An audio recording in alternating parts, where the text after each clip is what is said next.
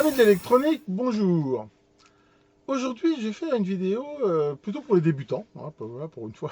Une vidéo plutôt pour les débutants pour rappeler certaines vraiment choses de base.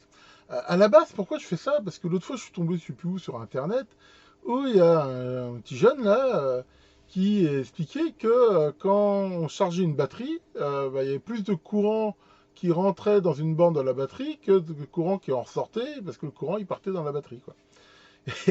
Donc il racontait ça à tout le monde et je lui ai dit gentiment que c'était pas vraiment comme ça que ça marchait.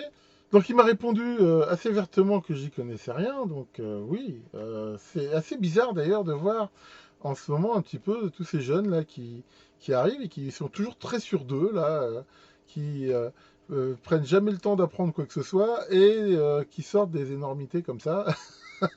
Ça me fait des fois un petit peu rigoler. Donc le but n'est pas de jouer au vieux con qui sait tout contre le jeune coq qui se la ramène.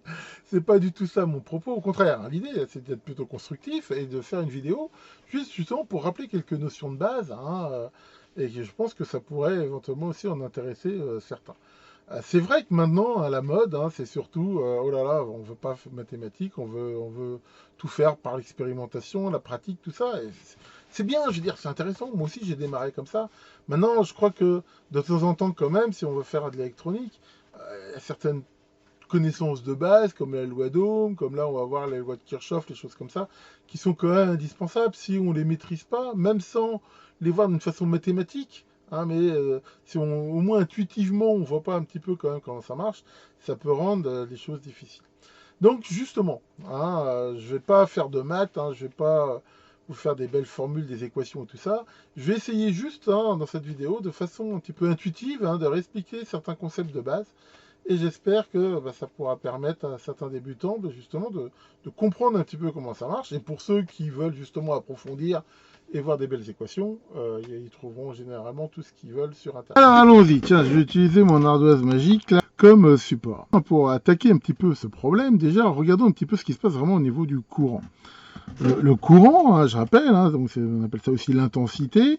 Il y a une règle, c'est une des règles de base hein, de l'électricité et de l'électronique, hein, c'est une des lois qu'on appelle de Kirchhoff. Hein, encore une fois, je ne vais pas rentrer dans les détails de maths et tout, enfin, c'est la fameuse loi des nœuds qui dit en gros que à un moment donné dans un système comme ça, aussi complexe qu'il soit, l'ensemble des courants qui rentrent quelque part est égal à l'ensemble des courants qui en sortent ici.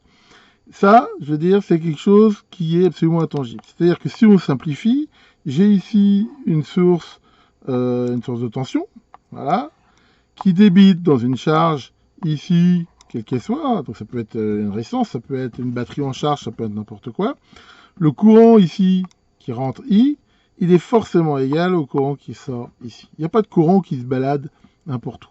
Ça, c'est quelque chose, je veux dire, enfin jusqu'à présent, ça a toujours été vérifié, hein, et c'est pas quelque chose qui, à mon avis, est prêt quand même à être changé. Donc ça, c'est la fameuse loi des nœuds ici, et vraiment, ramener un truc simple comme ça, il n'y a aucun problème. Et d'ailleurs, pour info, hein, qu'on mette un ampèremètre ici, ou ici, ou ici, ou ici, ou n'importe où, ici sur le trajet du courant, c'est pareil, s'il passe un ampère, il sera partout pareil. C'est-à-dire, ça répond à une question que j'ai déjà vue qui dit où est-ce qu'il faut mettre l'ampèremètre. L'ampèrmètre, voilà, on le met en série avec ce qu'on veut mesurer, quel que soit l'endroit où on le met. Pour info, hein, dans les fameuses lois de Kirchhoff, hein, il y en a une autre qui est la loi d'Emaille, qui est un petit peu plus compliquée à comprendre hein, des fois, mais en gros, hein, pour en parler rapidement, de façon, je veux dire, intuitive, hein, ça dit que si ici il y a une tension, mettons un montage comme ça qui débiterait dans deux résistances, que la somme des tensions dans un système, elle est nulle.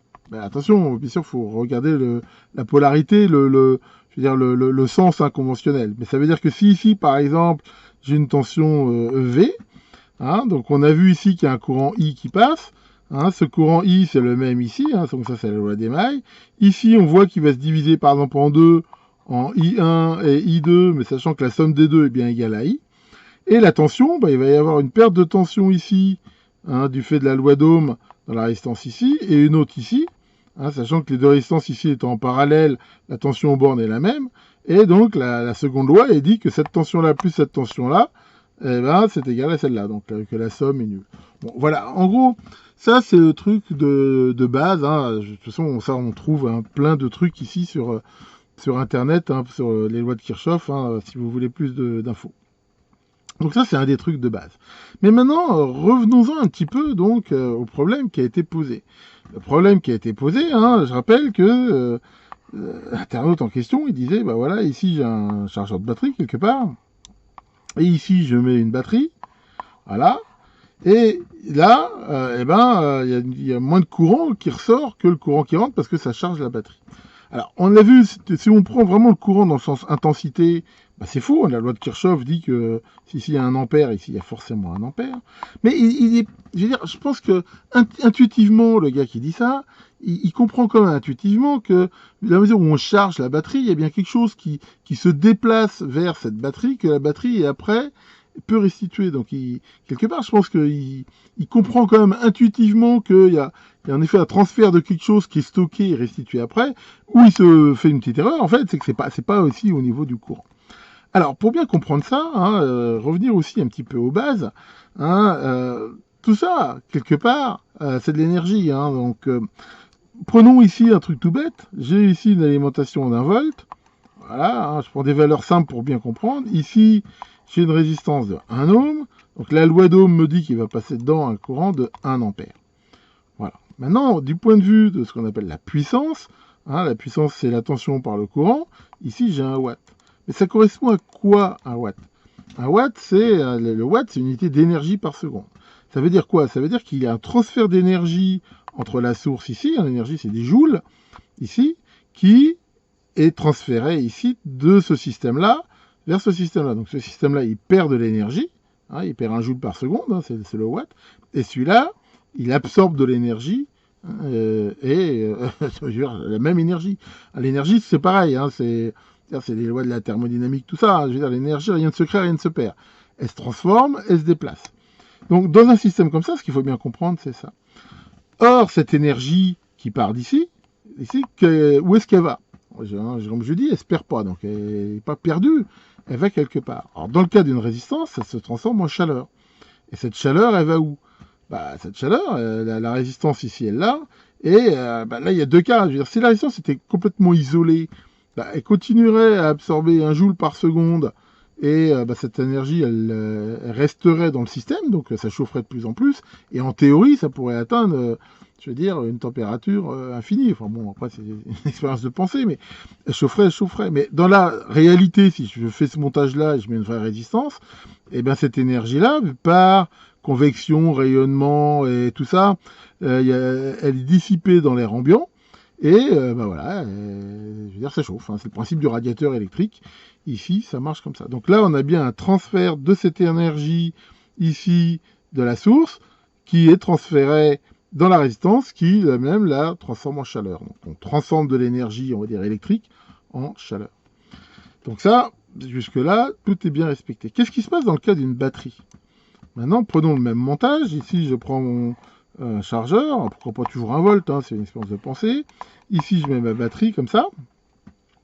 Et là, en effet, il y a toujours 1 ampère, mettons, qui passe. Hein, donc toujours 1 volt au bas. Donc on est exactement dans la même dynamique. Ici, j'ai toujours 1 watt. J'ai toujours un transfert d'énergie de 1 joule ici vers ici. Mais la différence avec la résistance, c'est que cette énergie ici, elle n'est pas transformée en chaleur. Il y en a une petite partie qui est transformée en chaleur. Pourquoi? Parce que là, il y a la résistance interne de la batterie, il y a la résistance des fils et tout ça. Mais une grosse partie est transformée via un processus électrochimique, ici, dans une modification ici de la structure chimique de la batterie, qui fait que voilà, elle emmagasine, je veux dire, cette énergie qu'elle pourra restituer plus tard. Mais encore une fois, il n'y a rien qui se perd, il n'y a rien qui se crée. Et c'est ici, hein, non, je pense que c'est ça que voulait dire un peu cet internaute, c'est que, voilà, en effet, l'énergie qui est ici, elle est perdue un petit peu en chaleur et emmagasinée sous forme électrochimique. Et là, pour le coup, c'est vrai que par rapport à une résistance, tout ne va pas en chaleur. Donc il y a bien ici ce stockage ici d'énergie. Après, une fois que la batterie, on la réutilise, hein, j'enlève ici la source, mais ici, j'en remets une résistance, c'est elle qui va devenir la source, et elle restituera ici cette énergie qui ici sera redissipée par exemple en chaleur ou en moteur, en n'importe quoi. Donc voilà, hein, cette petite vidéo là, c'était pour rappeler un petit peu ces trucs de base. Faut toujours raisonner comme ça. Dans un système électronique, hein, le courant il se barre pas. Hein, si on prend un système à 3 composants comme un bête transistor, hein, voilà, et ben voilà, dans un transistor, le courant ici d'émetteur est égal au courant de base plus au courant de collecteur. Mais voilà, donc le courant ici, il rentre ici et il ressort ici. Et voilà, il n'y a pas de perte. On retrouve toujours ici cette loi. Voilà pour cette petite vidéo, hein, ce petit rappel théorique. Bon, j'ai hésité à faire une manipulation pratique, mais enfin bon, mettre juste un ampèremètre en série pour montrer le courant, je suis pas sûr que ça ait ici tellement d'intérêt.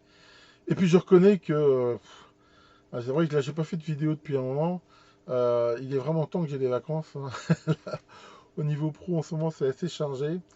Et il me reste plus qu'une semaine et là je vais pouvoir souffler un peu et je pense que je pourrais vous faire de meilleures vidéos. Tiens Maurice, toi t'es quand même là, bon, tu t'en fous, tu es toujours en vacances quoi. Et toi alors? Toi, qu'est-ce qui se passe avec toi au niveau des transferts? Est-ce qu'il y a une loi sur Maurice? Ah oui, oui, ah, mais toi, on va faire une loi, c'est la loi de l'accumulation de la connerie. Voilà. Toi, on va faire une loi, on va dire toute la connerie, elle rentre dans Maurice, puis elle ressort pas. Hein? Combien tu peux en absorber comme ça? Bah, jusqu'à un certain niveau. Puis quand on aura assez, bah, tu pourras faire de la politique. Bon, que l'esprit du grand Kirchhoff veille sur vos montages et à très bientôt pour de nouvelles vidéos.